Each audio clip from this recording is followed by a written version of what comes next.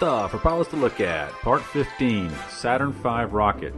If you are flying near Huntsville, Alabama, make a user-defined waypoint, name it SFIVE, put in these coordinates and see if you can spot the Saturn V rocket. The Saturn V rocket produced a thrusty goodness that put 12 men on the moon, starting with Neil Armstrong in 1969. This is actually a model of the Saturn V rocket and is on display at the U.S. Space and Rocket Center. The rocket is 363 feet high. The Saturn V is 7 miles northeast of the Huntsville Airport. It can be seen on the left side of the airplane when on the approach to 18 left just past the D-Bay waypoint. It is the 1,044-foot tower marked on the approach plate.